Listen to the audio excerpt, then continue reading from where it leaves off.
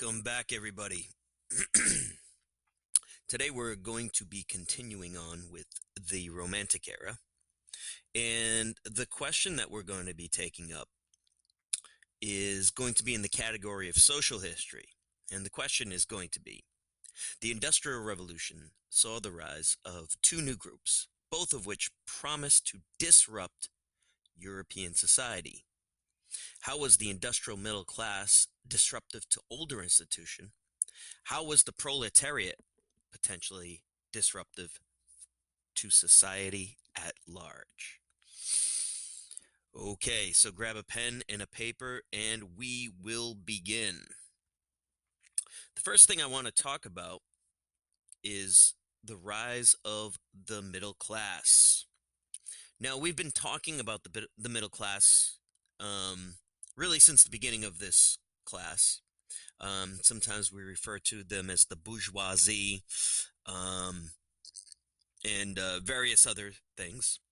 What we mean by this, when we talk about the middle class or the bourgeoisie, are people who aren't nobles, but they're usually people who have money or education or something like that. Um, in the uh, in the United States, we might just call them the upper class. And the reason for this is because in the United States, we don't have a nobility. But in Europe, traditionally, um, the middle class is referred to, sometimes people with even a lot of money um, who are not nobles. All right, anyways, so in the early 19th century, these people made up anywhere between 15 and 25% of the population of Western Europe.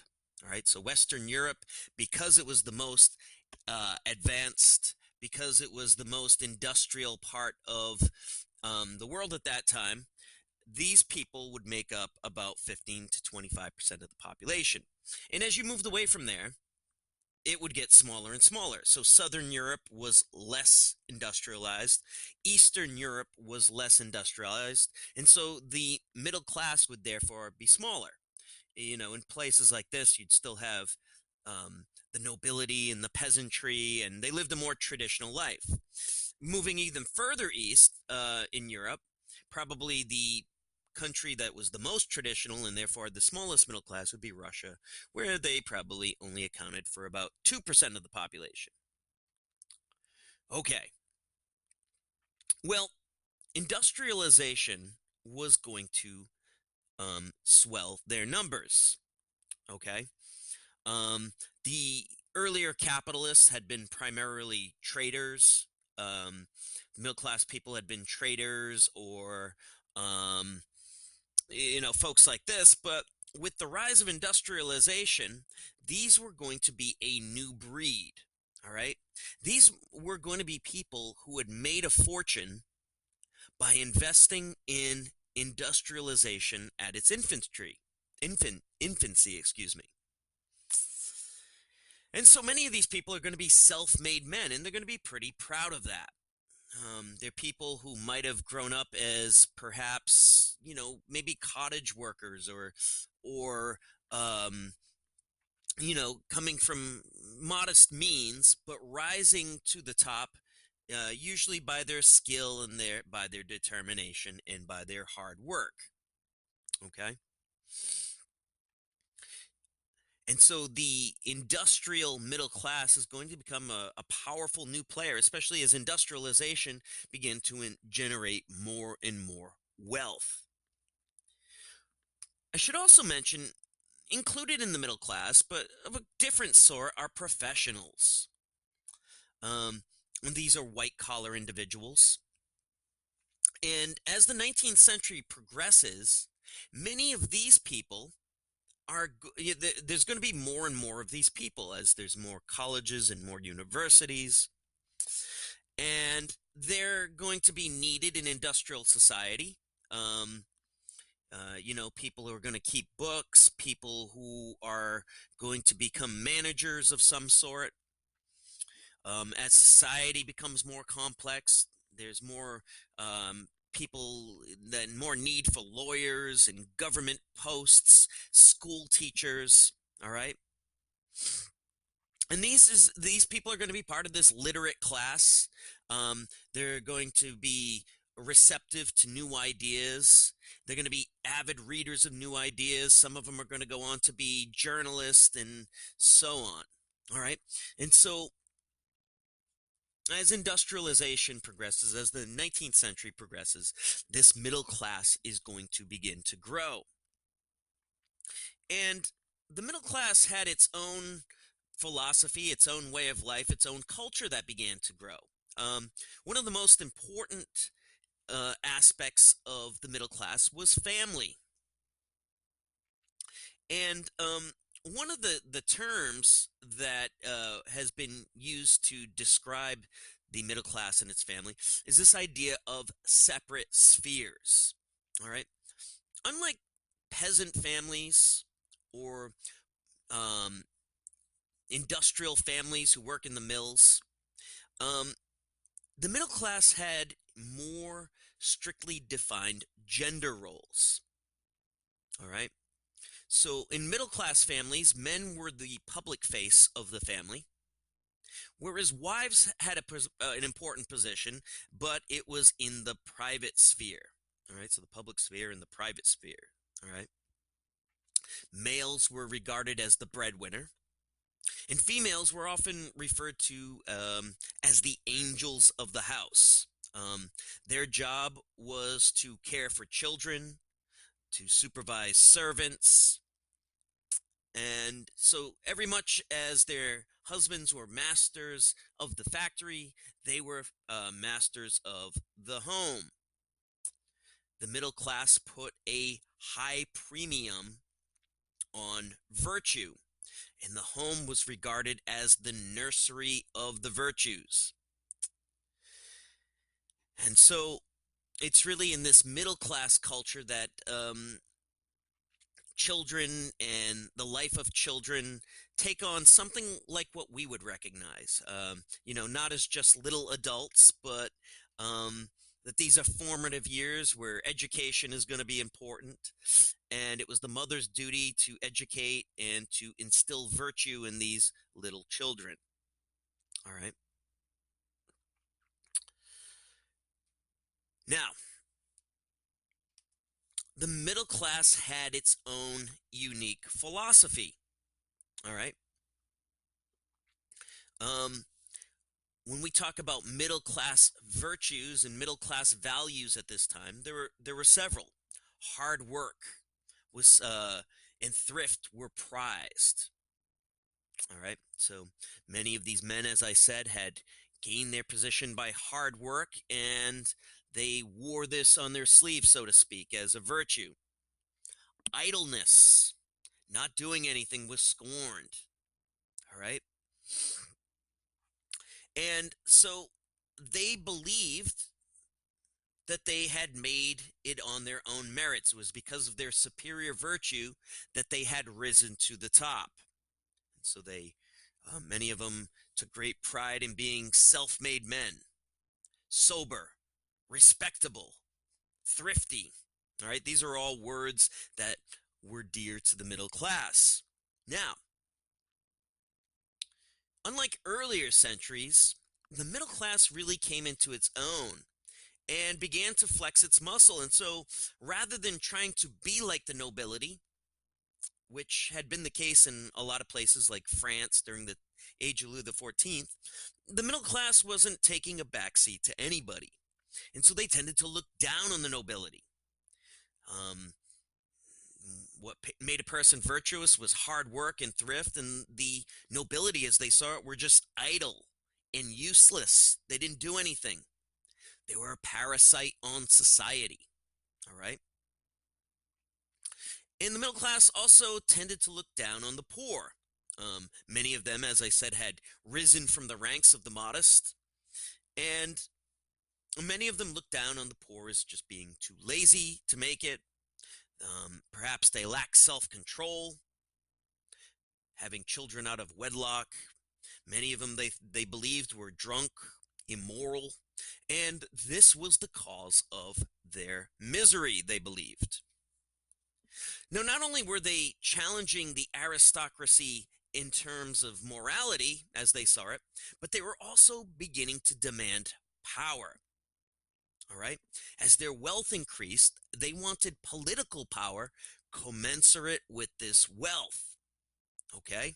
As they saw it, they were the natural leaders of society themselves. All right. And increasingly, they began to make noise and to demand that they be given political power.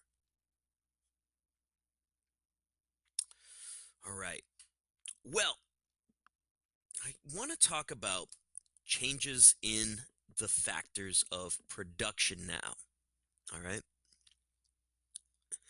And so when we talk about production, we're talking about production in terms of industrial production, in terms of making stuff. All right. Now, in the Middle Ages, the guild dominated production. All right. And so you may remember from an earlier lecture that the master craftsman controlled the factors of production. So he owned the land that his place was built on, the shop. He owned the labor, which was usually his own, or he would hire out labor. He owned the raw materials. He would buy the raw materials himself. He would own the capital equipment, the tools that were necessary. All right. And so these things, land, raw materials, capital equipment, and labor that he hired were called the factors of production. And as an entrepreneur, because he sold these things, he kept the profits. All right. Well, that was medieval production. During the early modern period, we saw that production had moved to the cottage. All right. And this was, there was a bit of loss of autonomy for the worker, right? In this case, because he owned part of the factors of production. The peasant cottager. He owned land and tools still, so it was still his cottage, and the tools were usually owned by him.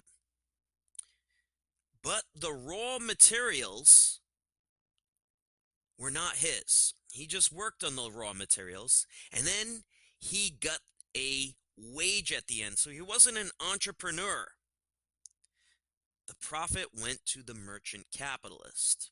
But he still owned his own place of production, and he still owned his own tools.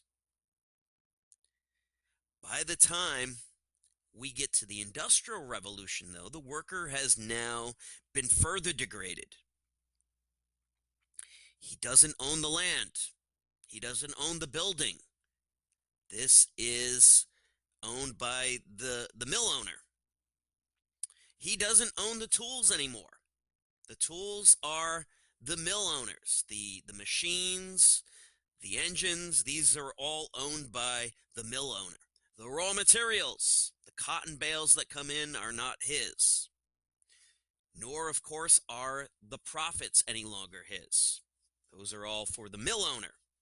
What does he own? Well, all he owns is his labor, and he gets paid a wage for his labor. And so he becomes a factory hand, someone there to mind the machines. Doesn't even necessarily have much skill anymore.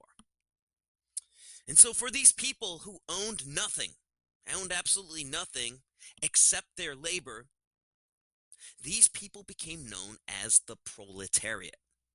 Okay?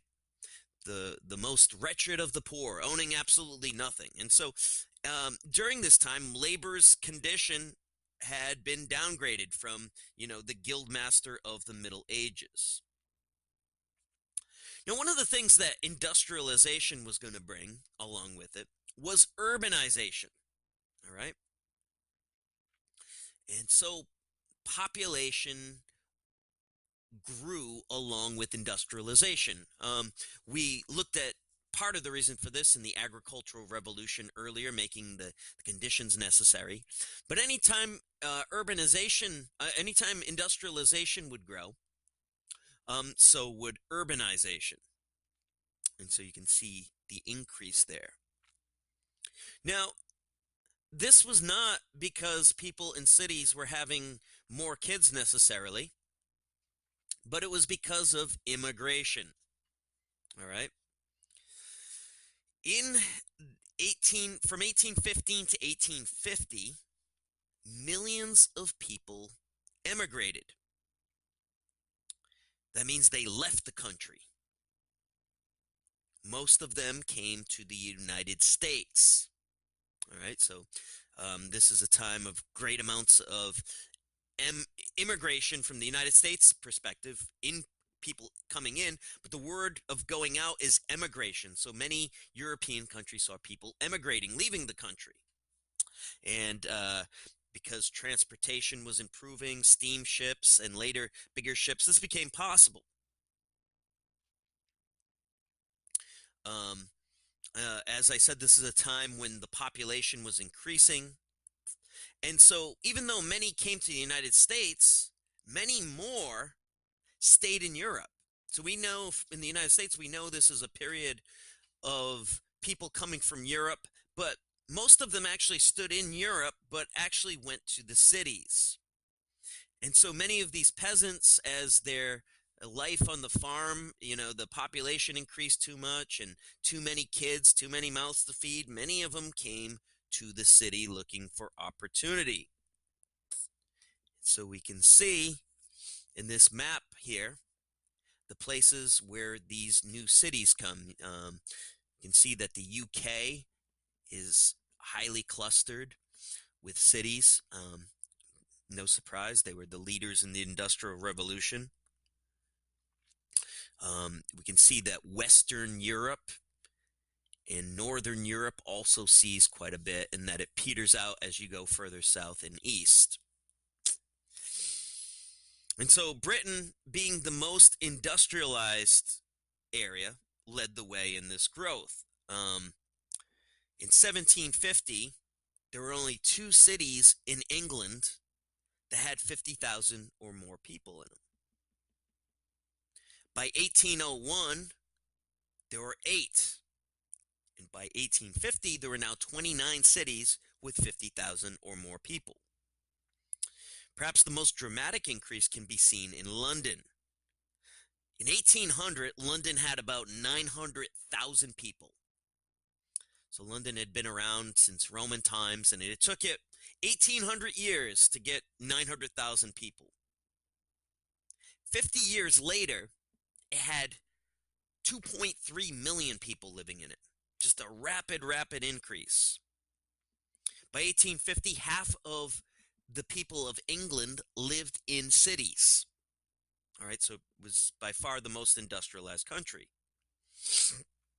But other places in Western and Northern Europe were also experiencing similar urban growth. Now, cities also began to segregate middle class people living in suburbs and urban slums beginning to develop. Many of the new parts of the city that were being built up, many of these immigrants that came in, there was such a wave, such a crush of people, something unlike, no civilization had ever experienced.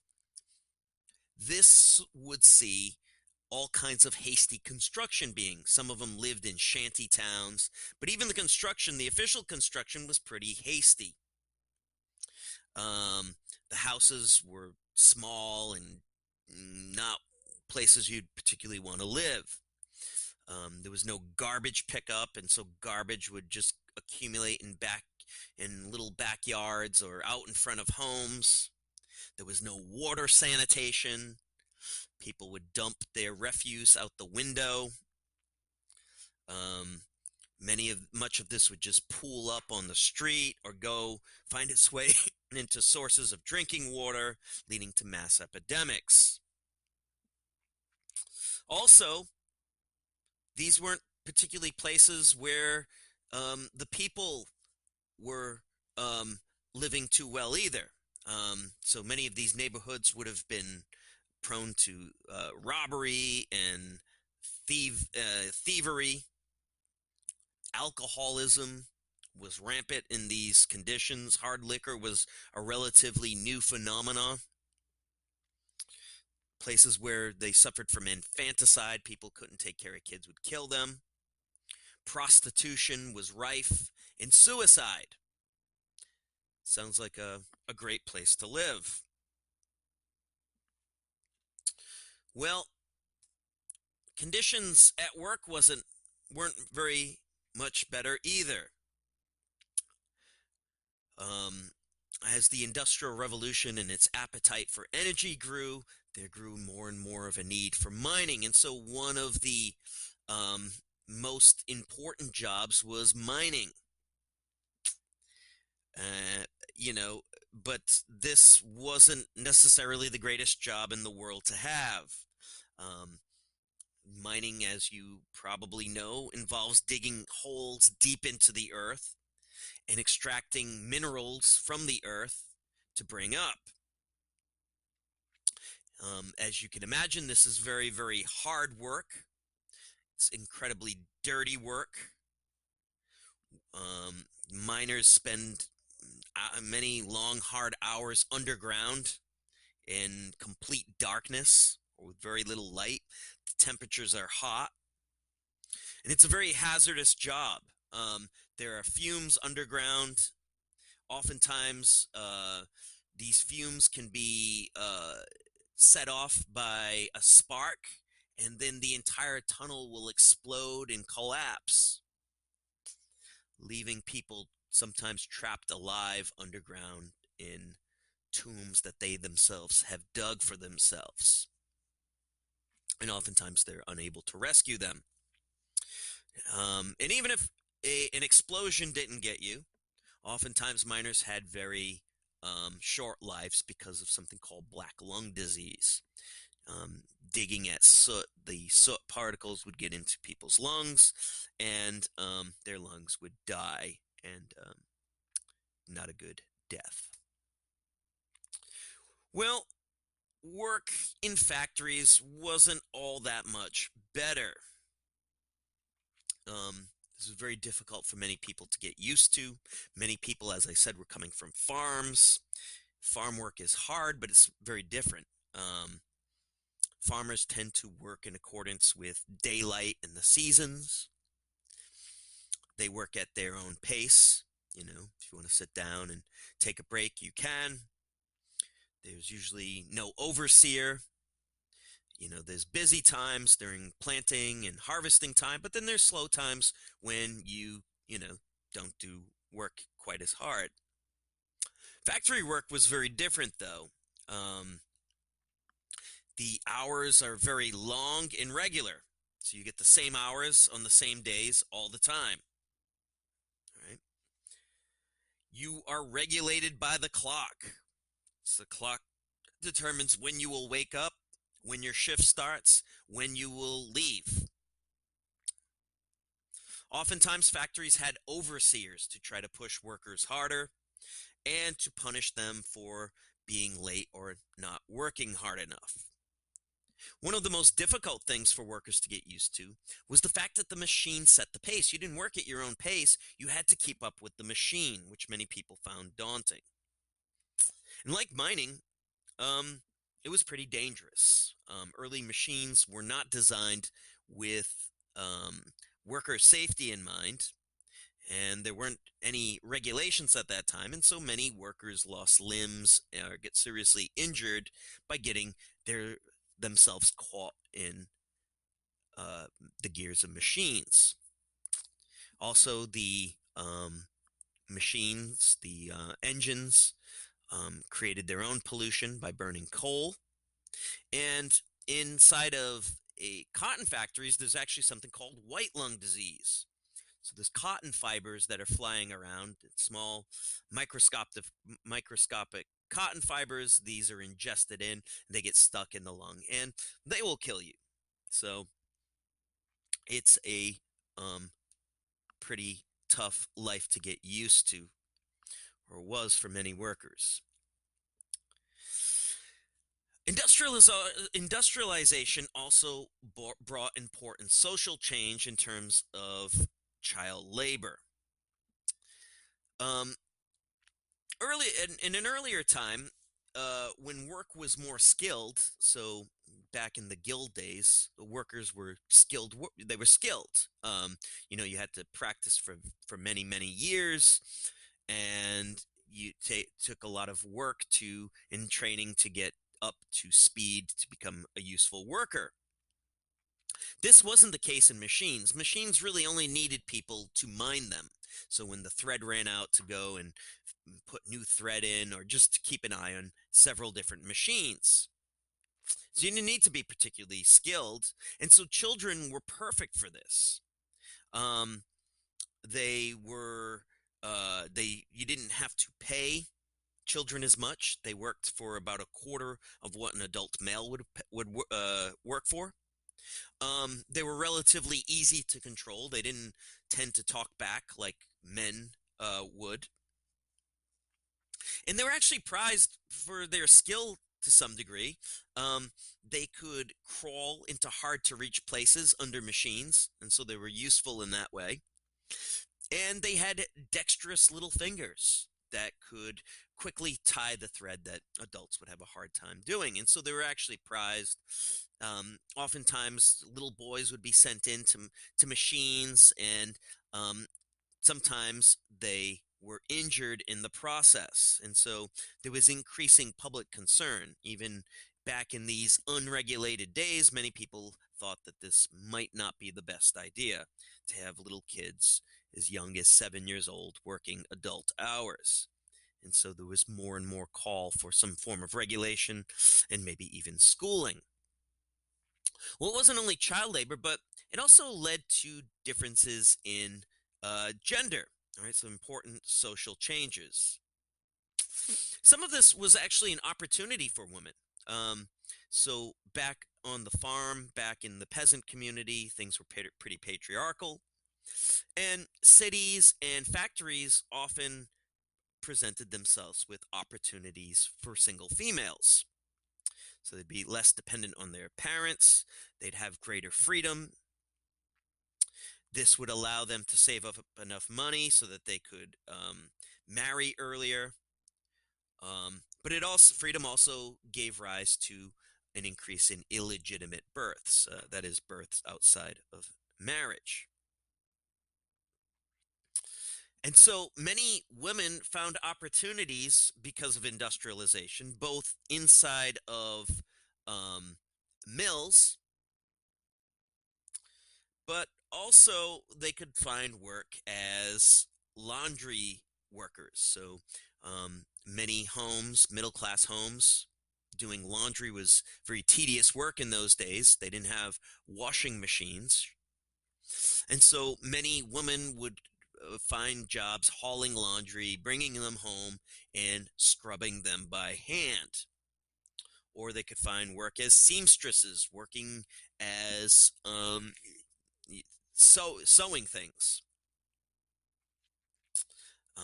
And these would offer flexible hours for those women who had children. Keep the kids at home and do this sort of work. For many women, though, still couldn't make ends meet doing work like this. And so urbanization, industrialization forced many of them to resort to prostitution to make ends meet.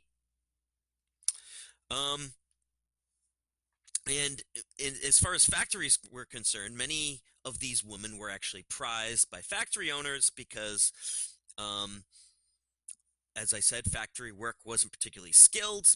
It wasn't particularly backbreaking. You didn't need a lot of physical strength. And so, because females tended to be more docile and would accept about half the pay of men, they were very much in demand by factory owners. Now, many people, particularly people who were workers in cottage industries or skilled laborers, artisans, people with skills, naturally didn't care much for industrialization. Okay, so if you were a person who worked by hand in your cottage as a weaver, let's say, as machines started to come in, you saw your way of life disappearing because machines dropped wages, right? Um, People working by hand could not keep up with a machine. And so for many of these people, their wages were dropping and they saw their way of life threatening. And so one response was to try to halt industrialization. And so a movement sprang up in England first and then in other places called the Luddite movement. And the Luddites were people who, these were uh, skilled workers who tried to turn back the hands of industrialization, turn back the clock. All right. And so many of these people resorted to violence, smashing machines, and trying to halt industrialization.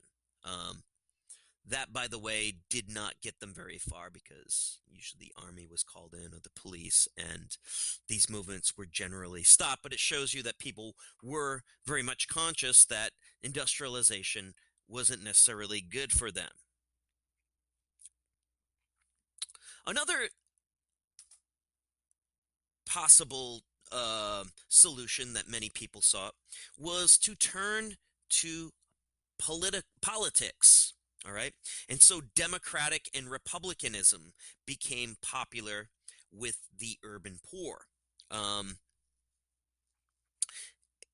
so many of these people favored a democratic solution as they saw it. As long as the government was controlled by the aristocracy or even by the middle class, these people realized that um, they were never going to have political power. And so many of these people argued and advocated, sometimes violently, for participation in the political process. And in this way, they believed that they could get a better share of the um, the prizes of industrialization. In many ways, these people hearkened back to the Jacobins of the French Revolution. So it was kind of like the descendants of them.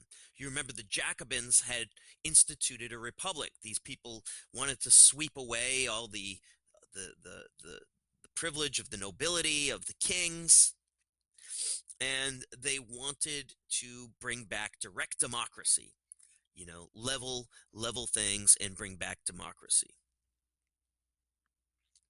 Well, there was another solution among the working poor. And this one was a more radical one that emerged in the 19th century as a result of industrialization. And this one was socialism.